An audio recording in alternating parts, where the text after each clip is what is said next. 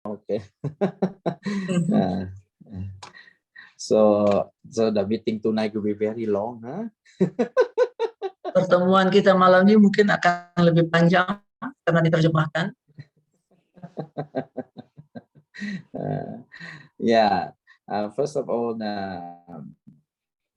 I really appreciate your eagerness, no, to desire to want to know about the Vietnamese martyrs. Ya, saya sangat menghargai keinginan Bapak Ibu sekalian yang ingin mengenal tentang kemartiran orang-orang dari Vietnam.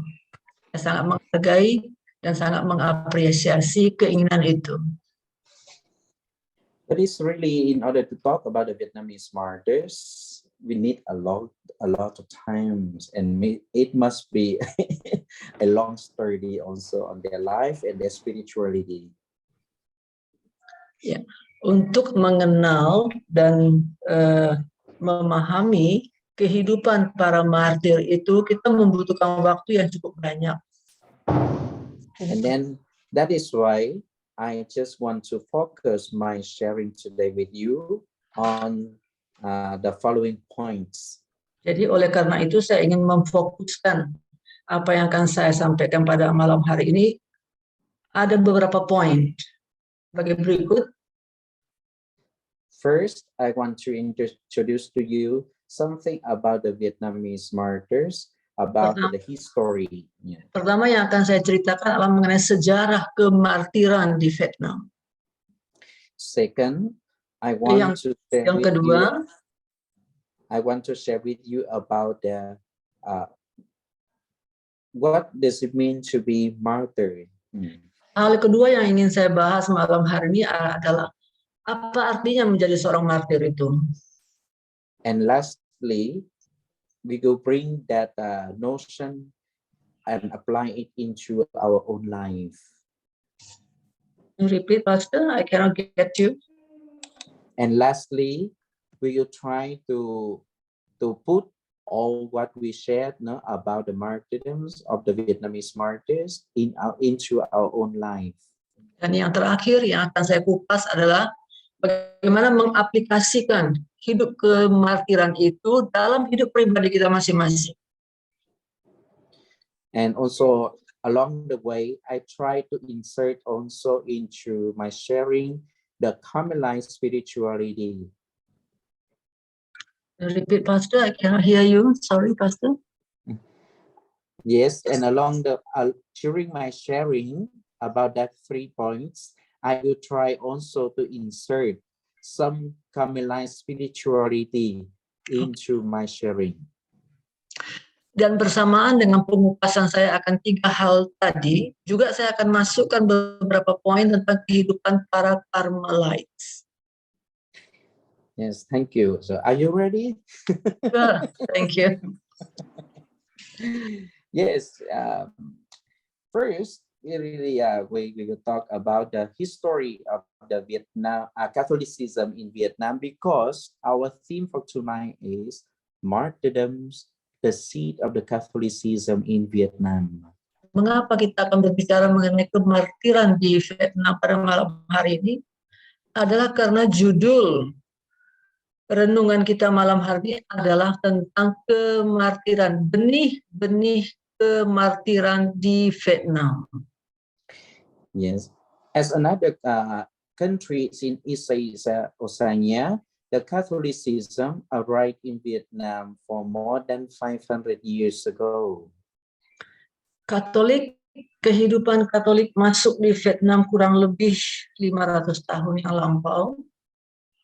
By the Spanish and Portuguese missionaries. Oleh misionaris dari Spanyol maupun dari Portugis. And later on, the French missionaries also joined the group. Kemudian juga dilanjutkan oleh para misionaris yang bergabung dari Prancis.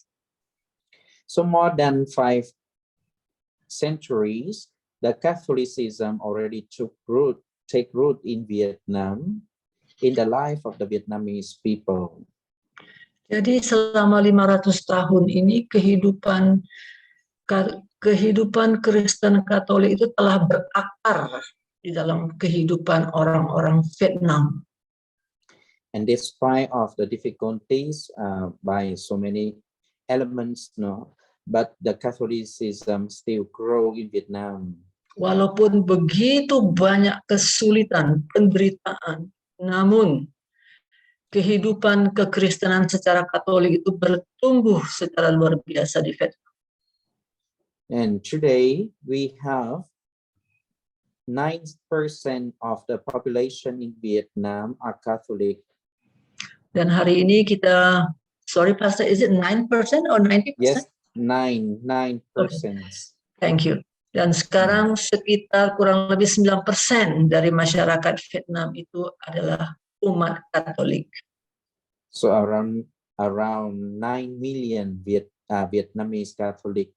Itu berarti kurang lebih 9 juta orang Vietnam yang beragama Katolik. Yes. And the church in Vietnam has 27 dioceses. 70, Pastor?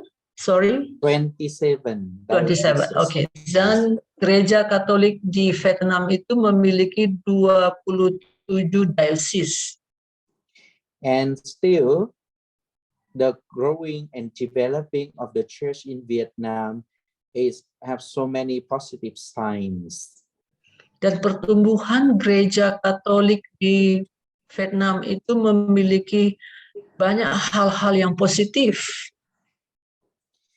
It means everything that the Catholic Church in Vietnam having now and in the future is always built up on the blood and the sacrifice, also the life and the examples of the Vietnamese martyrs. Itu dikarenakan kehidupan para martir yang ada di Vietnam. Itu dibangun oleh pola ataupun contoh yang ditinggalkan oleh para martir yang ada di Vietnam. Itulah segi positifnya mengapa pertumbuhan Katolik bisa terjadi di Vietnam. Oleh karena pola hidup para martir. And we consider that the growth of the Catholic Church in Vietnam is built on and also built and nurtured by the blood of the Vietnamese martyrs. Darah daripada para martir orang-orang Vietnam itu telah membuat kesuburan pertumbuhan kehidupan Katolik di Vietnam. Why? Because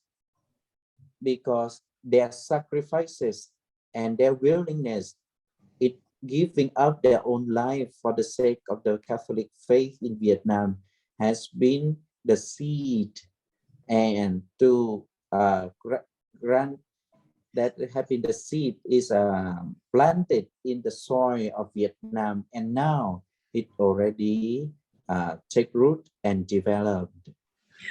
Oleh karena mereka itu dengan sukarela, sukacita memberikan hidup mereka menjadi martir di Vietnam.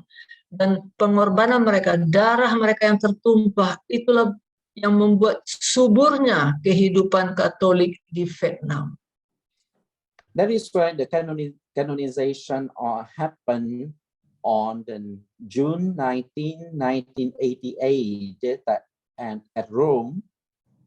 Oleh karena itu, kanonisasi yang dilaksanakan pada bulan Juni tahun 1998 for the Vietnamese martyrs by Saint Pope John Paul II is the big event and also very meaningful and important event in the life of the Catholic Church in Vietnam.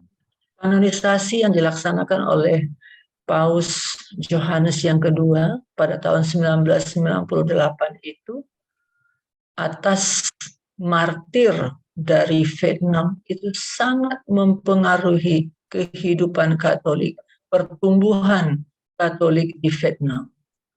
On that day, pada hari itu, the Pope canonized 117 Vietnamese martyrs. Pada hari itu, Paus John Paul mengkanonisasi kurang lebih 170 martir orang Vietnam. However, the number 117 is very small compared to the actual martyrs of Vietnam. Sebenarnya angka 170 orang martir yang dikanonisasi itu adalah angka yang kecil sebenarnya dibandingkan dengan para martir yang telah ada di Vietnam. Throughout 3 centuries, 17, 18, and 19, Can you repeat, Pastor? I cannot get you. Sorry. Because throughout 3 centuries, 17, 18, and 19, selama 3 abad, abad yang ke-17, 18, dan 19, the Catholic faith in Vietnam has faced a very difficult trials, and it already cost more than 300,000 Vietnamese people, Catholic people, shed their blood for the sake of faith. 3 abad berturut-turut itu merupakan masa yang sangat-sangat sulit bagi umat Katolik di Vietnam karena ratusan ribu orang-orang Katolik telah menumpahkan darahnya demi mempertahankan iman mereka di sana.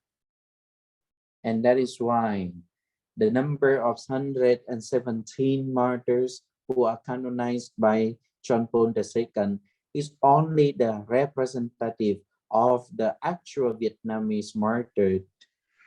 Oleh karena itu saya katakan angka 170 martir yang dikanonisasikan itu adalah angka yang sangat kecil dibandingkan dengan ratusan ribu martir yang sudah menumpahkan darahnya selama 3 abad berturut-turut itu.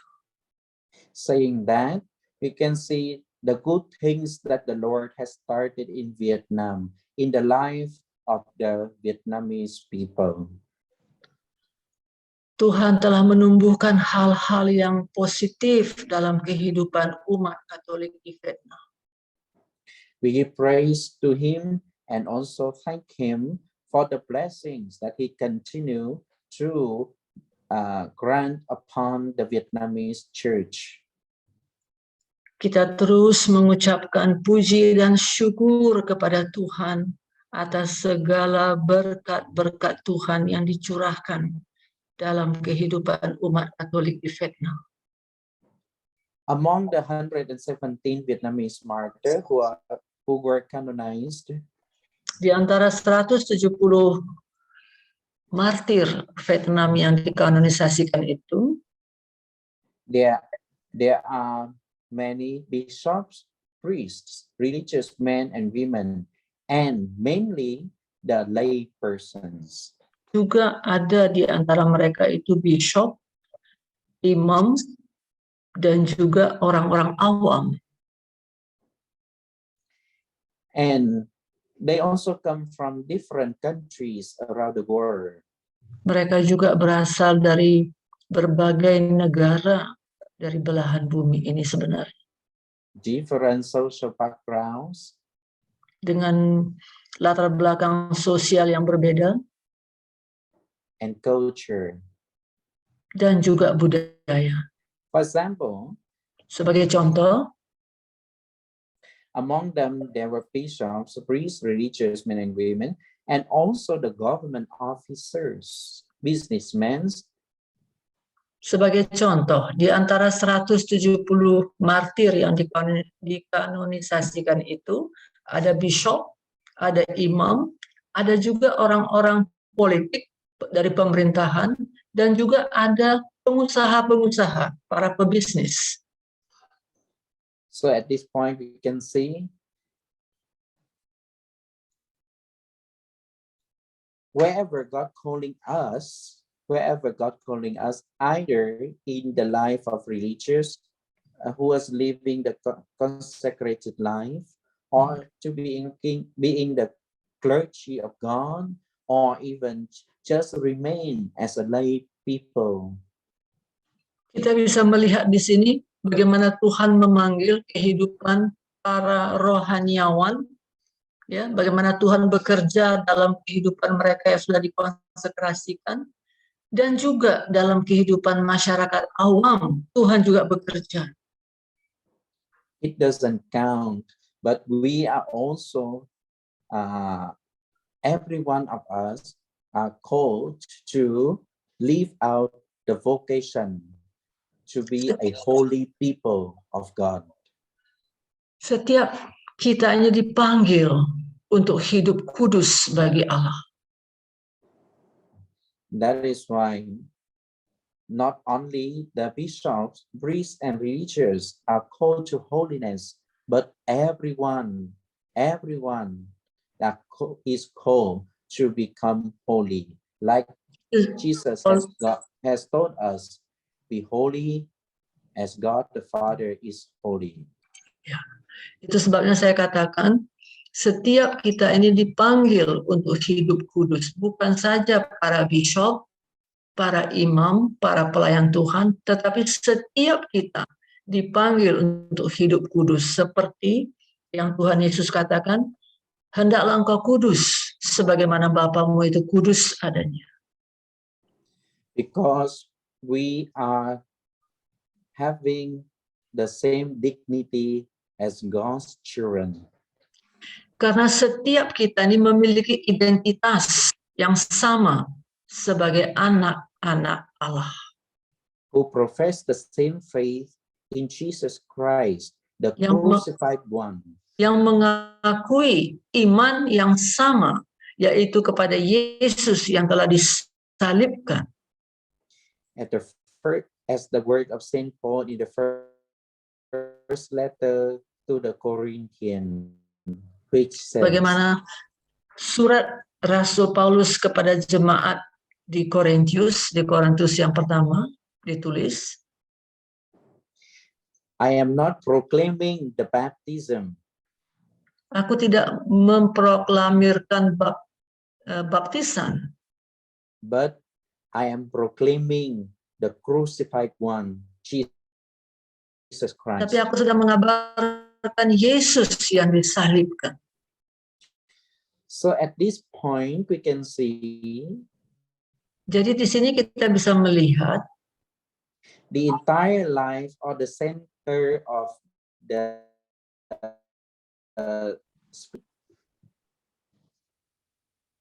di sini kita bisa melihat inti daripada kehidupan kerohanian seorang Kristen itu adalah the belief in Jesus, the God-made man who has died on the cross for the sake of percaya kepada Yesus Kristus yang adalah Allah yang menjadi manusia yang telah disalibkan demi kepentingan manusia.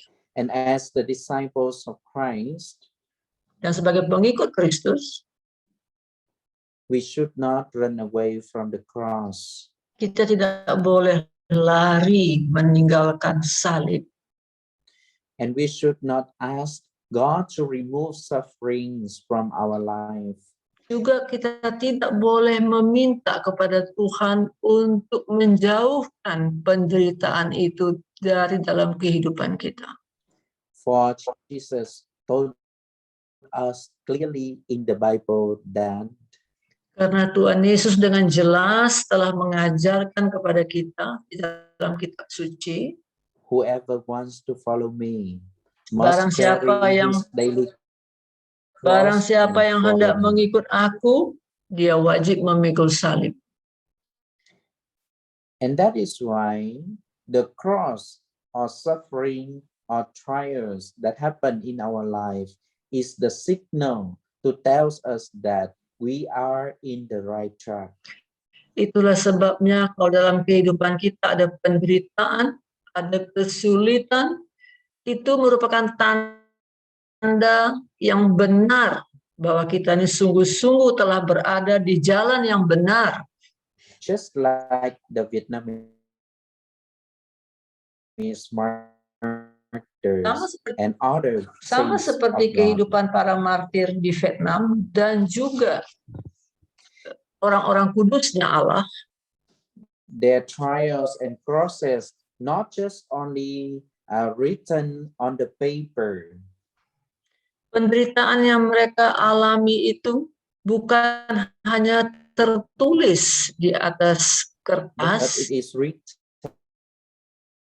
in their life as a witness to Jesus Christ. penderitaan mereka itu tertulis dalam kehidupan mereka sebagai saksi-saksi Kristus.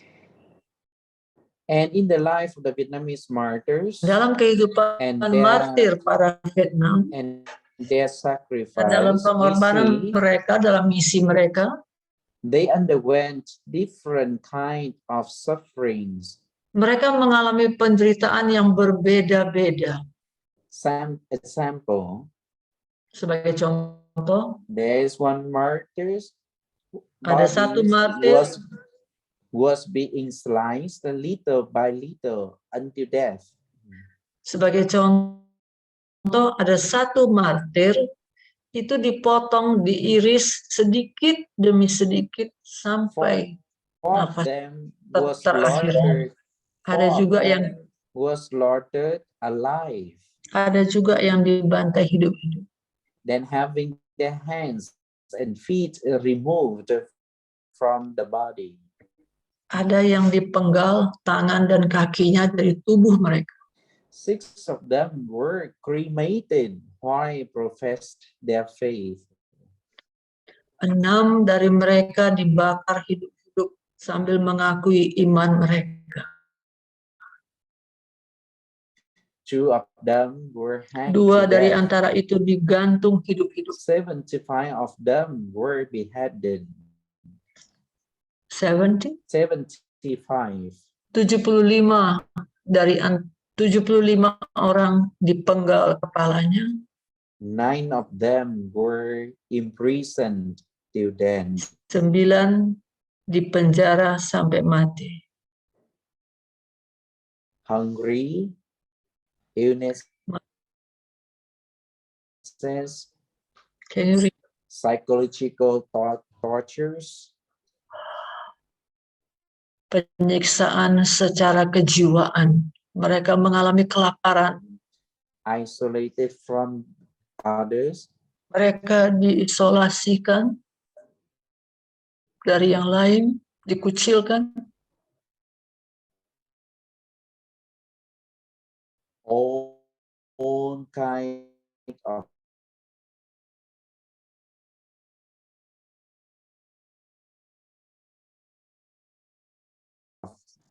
evils had to belong to God rather than belong to the world. Namun mereka tetap memilih untuk menjadi milik Allah daripada menjadi milik dunia ini.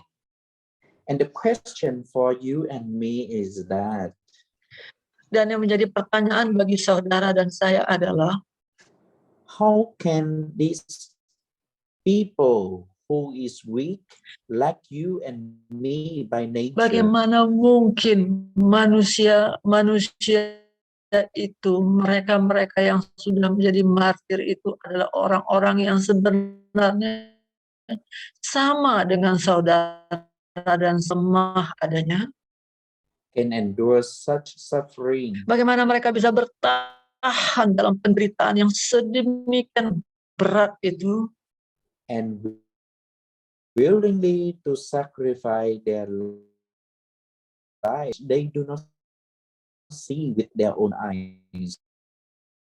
Bagaimana mungkin mereka itu dengan rela mengorbankan hidup mereka untuk mencapai satu kehidupan yang akan datang yang belum pernah mereka lihat dengan mata mereka sendiri. Simply Itu terjadi karena mereka percaya. Reflecting on their life and their vocation and their sacrifices, I see them. Jika kita melihat, jika kita bercermin kepada kehidupan mereka, maka ada hal-hal yang bisa saya tarik. They were able to endure great sufferings Mereka because rela of love. menderita sedemikian berat adalah karena didorong oleh kasih. Not only their love, but the love of God. Bukan saja kasih yang ada dalam diri mereka, tetapi terlebih kasih Allah yang ada di dalam hidup mereka. The loving God who has called them into this world and grant them the great blessing, which is knowing himself as a loving and merciful God. Kasih Allah yang sangat besar dalam kehidupan mereka itu adalah mereka boleh mengenal Allah The itu. God willing to become man, dying on the cross, resurrected in order to ransom them from Mereka death. mengenal bahwa Allah itu rela menjadi manusia, mati bagi mereka, menjadi tebusan bagi The mereka. God who willing to become one of them.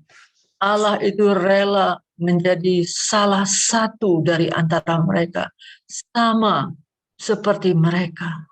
Just only to say, I love you. Hanya untuk mengatakan kepada kita bahwa aku mengasihimu. And we being grateful and gratitude for the love that God gave to them. Can you repeat, Pastor? Being grateful Dan kita merasa begitu bersyukur, berterima kasih kepada Tuhan. they try to respond to God's love for them. Oleh karena mereka telah meresponi kasih Allah yang Allah nyatakan dalam hidup mereka. By willingly imitate the life of Jesus, the Kita Son bersyukur God. oleh karena mereka itu dengan rela meniru kehidupan dan mengikuti jejak Kristus. They desire to shed their own blood in order to be witness to the faith that they have in Jesus Christ. Mereka itu rela mencucurkan darah mereka demi menjadi saksi-saksi Kristus. And to tell the world and the evil Untuk mengatakan kepada dunia yang jahat ini, there will be nothing can separate them from the love of God. bahwa tidak ada yang bisa memisahkan mereka dari kasih kepada Kristus. Sufferings, death, richness, limitations, greatness, etc. Nothing can separate them from the love of God. Tidak ada yang bisa memisahkan mereka dari kasih kepada Allah. Tidak juga penderitaan, tidak juga kesukaran, tidak juga keterbatasan apapun yang bisa memisahkan mereka dari kasih Allah. And in trying to respond to God's love by shedding their own blood, Mereka meresponi kasih Allah itu dengan mencucurkan darah mereka sendiri. they are united with God. Mereka telah menjadi satu dengan Allah. Just like Saint Therese in her story of the soul. It's raining here heavily, Pastor. Can you speak a bit louder, Pastor? Just like Saint Therese of the Child Jesus, Sama seperti Santa Teresa. Is that right? yeah, she wrote in her writing that Yes. Santa Teresa menulis, there are two kinds of martyrdom. ada dua macam kehidupan martir sebenarnya. One by blood Satu, kehidupan martir dengan mencucurkan darah. and others by love. Satu lagi, kehidupan martir dengan cara memberikan kasih. The first one is easy to attain. Mencucurkan darah itu mudah untuk dilakukan. The second one is difficult to live. Mencurahkan kasih itu yang sangat sulit untuk dilakukan. Because it's easy to be martyred by beheaded or shedding blood. Menjadi martir dengan cara dipenggal kepala kita ataupun disiksa itu lebih mudah. But it is difficult to be martyred by demanding of love. Tetapi adalah sangat-sangat sukar menjadi martir dengan cara mempersembahkan hidup ini bagaikan kasih itu. However, even you are martyred by blood, Walau bagaimanapun, sekalipun kita menjadi martir lewat darah yang dicurahkan, it must be motivated by the love that God has for you and you have forgotten. itu harus berasal dari respon kita kepada kasih Allah maupun kasih yang telah kita nikmati dari Allah dalam hidup kita. For in everything, if there is no motivation, which is love, Karena bagaimanapun dalam segala sesuatu, jika itu terjadi tanpa didorong oleh kasih Allah, everything become meaningless. itu apapun yang kita lakukan, itu menjadi tidak berarti sama sekali. And has no value at all. Dan tidak mempunyai nilai apapun. Just like in the life of the religious or the married men and women. Sama seperti kehidupan para rohaniawan maupun kehidupan kita yang berkeluarga, Sacrifices always is the demand of our life. pengorbanan itu merupakan hal yang dituntut ya dalam kehidupan kita. Just like the wife had to sacrifice herself for her husband and her children. Sebagai contoh, seorang istri, dia mengorbankan dirinya sebagai istri, juga untuk anak-anaknya. Or the husband to his wife and his family. Demikian juga sebaliknya, sang suami memberikan hidupnya sebagai satu korban bagi sang istri dan juga demi anak-anaknya.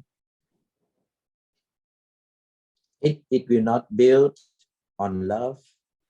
Jikalau kehidupan itu tidak dibangun berdasarkan kasih, it's just like the beautiful castle that built by the expensive gold. itu bagaikan satu istana yang megah, mahal, dibangun dengan emas. But those who are living inside experience the coldness. Yes, the person living inside that castle, golden castle, just experience the coolness, not the warmness of the heart. Kehidupan yang dibangun tanpa kasih itu bagaikan satu istana yang dibangun dengan emas, tetapi mereka-mereka yang hidup di dalam istana emas itu tidak menikmati apapun. It is love that make everything become meaningful and valuable. Kasih itulah yang membuat kehidupan ini berarti dan bernilai. Therefore, if we want to become a martyr, need not to shed our own blood. Oleh karena itu, jikalau kita ingin menjadi seorang martir, tetapi kita tidak rela mencucurkan darah, just simply showing our love for others. Can you repeat, Pastor? Just simply by showing love for others. Kehidupan martir dengan cara mencucurkan darah maupun kehidupan martir dengan cara memberikan kasih. And with love, even though our sacrifices is just very small and ordinary, Walaupun pengorbanan kita itu kecil, namun jika itu berasal dari kasih, it can still create a value, the high value that is remain forever. pengorbanan yang kecil yang didorong oleh kasih itu bisa membangun sesuatu yang bernilai tinggi, which will accompany us on the day we appear before God on our judgment day. hal itu akan menyertai kita pada hari penghakiman kita nanti. And with that, we can attain the eternal happiness, being united with God in love. Can you repeat, Pastor, please? And with that, we can enjoy the eternal happiness, which is being united with God through love. Dengan kasih itulah kita akan bisa menyatu di dalam kekekalan dengan Tuhan. And my dear brothers and sisters, Saudara-saudaraku yang terkasih, being grateful for God's love, marilah kita bersyukur untuk kasih Allah, recognizing His blessings in our lives, menghargai seluruh berkat-berkat Allah dalam kehidupan kita, and trying to respond to His love for us. mari kita memberikan respon akan kasih Allah dalam kehidupan kita, Persevering in fulfill the demand of love. kita harus memenuhi kasih Allah itu dalam kehidupan kita, Is the purpose of martyrdom. kasih Allah itu adalah tujuan yang utama dalam kehidupan para martir. And we are trying in doing that, of course, with our limitations and weakness. Tentunya kita tidak luput dari segala keterbatasan kita dan kelemahan kita dalam kita melakukan kehidupan seperti itu. We will fail times to time. Kita bisa saja gagal berkali-kali.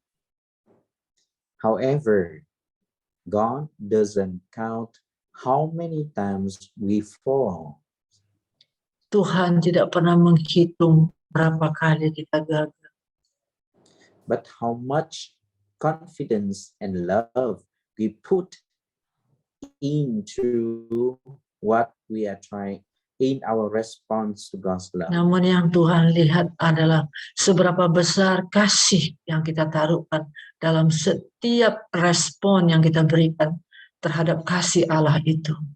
Just like the Vietnamese martyrs and the saints, Sama seperti kehidupan para martir di Vietnam dan juga orang-orang kudus. they also fail in responding to God's love. Mereka juga pernah gagal dalam meresponi kasih Allah dalam hidup mereka. But they are courage to stand up again and trying to respond to His love. Namun mereka tetap berusaha untuk bangkit dan merespon kasih Allah. Because they believe in the merciful love of God. Karena mereka percaya kepada belas kasihan Allah. Just like them, Sama seperti mereka, we could fail bisa gagal to become a witness of God's love in this world. menjadi saksi dari kasih Allah dalam kehidupan ini. Because of our sinfulness, Oleh selfishness, karena keberdosaan kita, oleh karena keegoisan kita, our weaknesses. kelemahan-kelemahan kita. But what we need is believe in the merciful love of God. Tetapi apa yang kita perlukan adalah kita harus percaya kepada belas kasihan Allah. And trying to live out our vocation as Jesus' disciples. Dan berusaha untuk tetap hidup sebagai murid-murid Kristus. And by doing that, my dear sisters and brothers, Dan dengan tetap melakukan hal itu, saudara-saudaraku yang kekasih, we are building God's kingdom, not in the life after, but in this life. kita membangun kerajaan Allah, bukan dalam kehidupan akan datang, namun di kehidupan ini. We build that God's kingdom in this world, not by shedding our own blood, but by doing small sacrifices every day with love. Kita membangun kerajaan Allah di dalam kehidupan sekarang ini tidak semata-mata dengan mencucurkan darah saja, tetapi juga dengan mengorbankan ataupun berkorban di dalam hal-hal yang kecil sekalipun. Itu berarti kita membangun kerajaan Allah di dalam dunia ini. Because as I have shared with you, love will make everything become rich and meaningful and valuable. Karena seperti yang telah saya uraikan tadi, kasih itu yang kita masukkan dalam setiap perbuatan kita, itulah yang membuat kehidupan ini menjadi kaya, menjadi bernilai, dan menjadi berarti oleh karena ada kasih di dalam setiap tindakan kita. Every time we can sacrifice our own self in order to forgive a person who hurt us.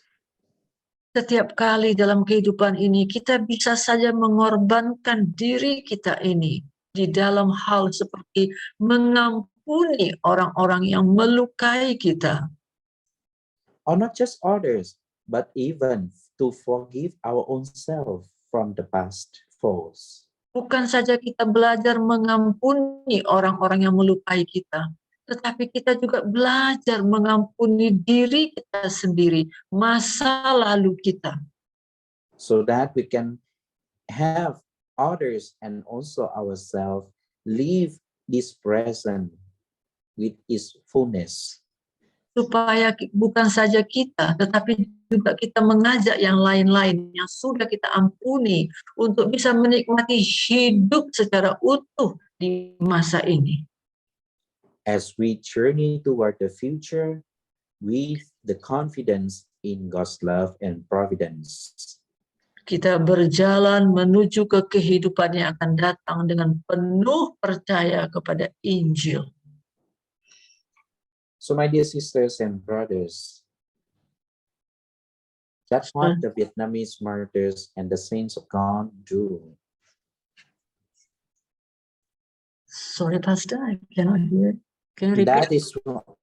That is what the Vietnamese martyrs and also the saints of God do. Itulah yang dilakukan oleh para martir di Vietnam dan juga orang-orang kudus. Trying to live out the vocation of Jesus' disciples. Dengan tetap menjalani kehidupan ini di dalam panggilan kita sebagai murid-murid Kristus. Which is well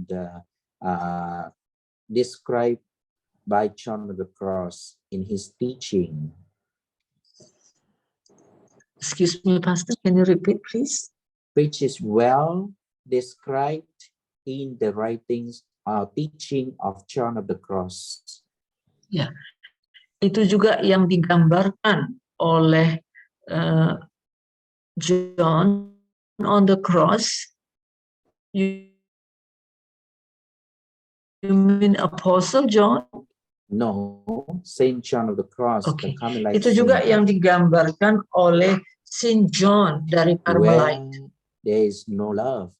Di mana tidak ada kasih, di mana tidak ada kasih, and you will draw out love.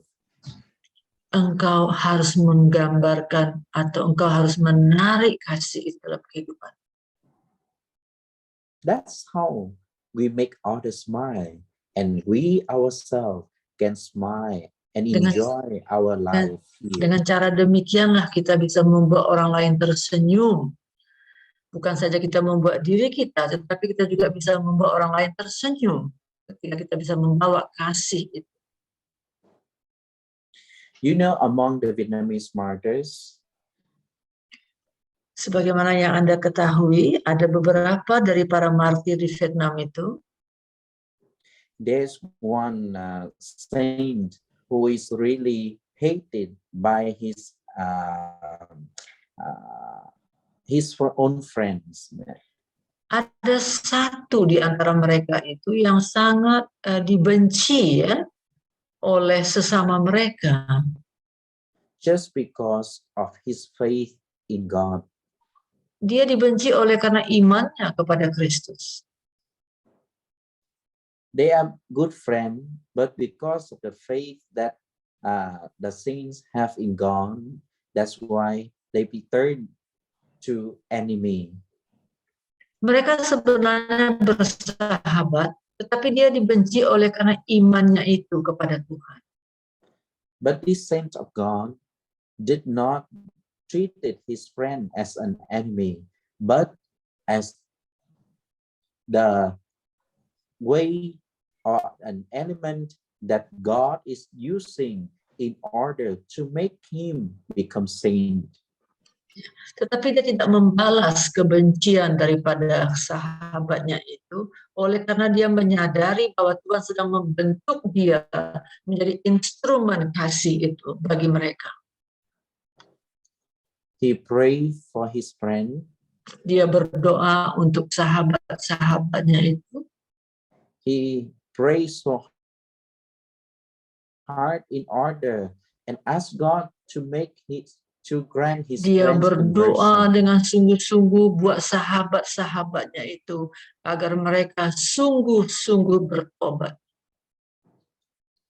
But despite of his eagerness to pray and much of prayer that he had for his friend, still his friend did not attain the grace of conversion.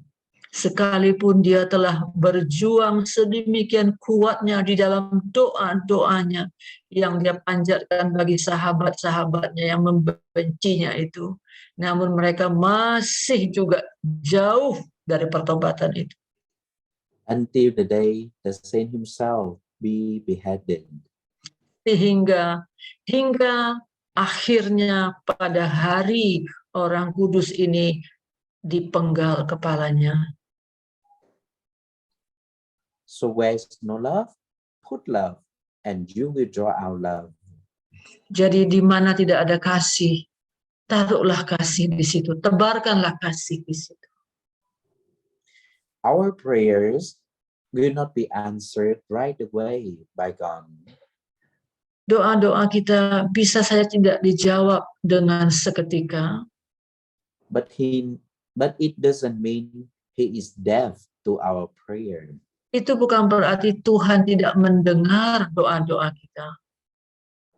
He just trying his best in order to make us become saint. Sebenarnya Tuhan itu sedang membentuk kita menjadi orang-orang kudus. By our belief, perseverance, Melalui penderitaan kita, melalui ketekunan kita, melalui kepercayaan. That is why, my dear brothers and sisters, oleh sebab itu, saudara-saudaraku yang kekasih, sometimes we in such thing also. Can you repeat, Pastor? Sometimes in our prayer, we also experience such things. Kadang-kadang di dalam doa kita juga mengalami hal-hal yang sedemikian. To do is simply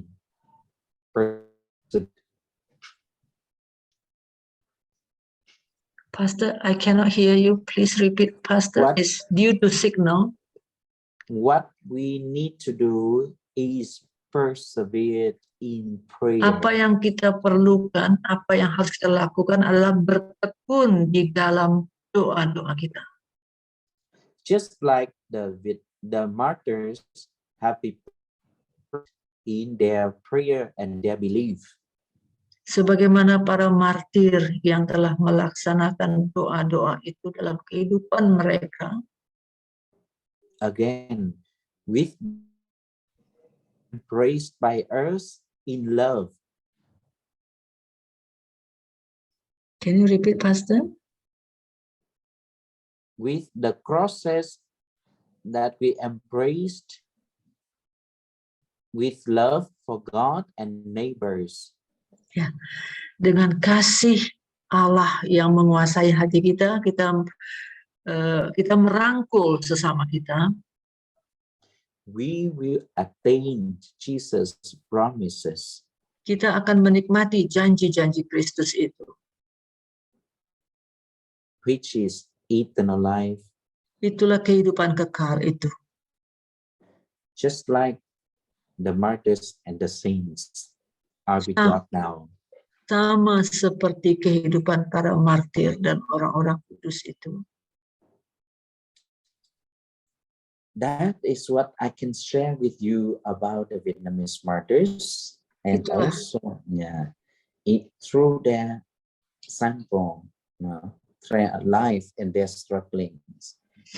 Itulah yang dapat saya bagikan pada malam hari ini, kehidupan para martir di Vietnam, penderitaan mereka, kesukaran hidup mereka. Thank you very much for your listening. Terima kasih karena sudah mendengarkan pada malam hari ini. And it's really, I'm very thankful for this hour, because in preparing this sharing, it's also the time for me to check again my spiritual journey. Saya berterima kasih untuk waktu ini, karena pada saat saya berbagi cerita ini, sebenarnya saya juga sedang mengevaluasi kehidupan kerohanian saya sendiri. To be persevere untuk in bertekun God's vocation for me, di dalam panggilanku ini, with love, dengan kasih, which is the foundation of my life. Itulah pondasi dari hidup saya sebenarnya, kasih itu.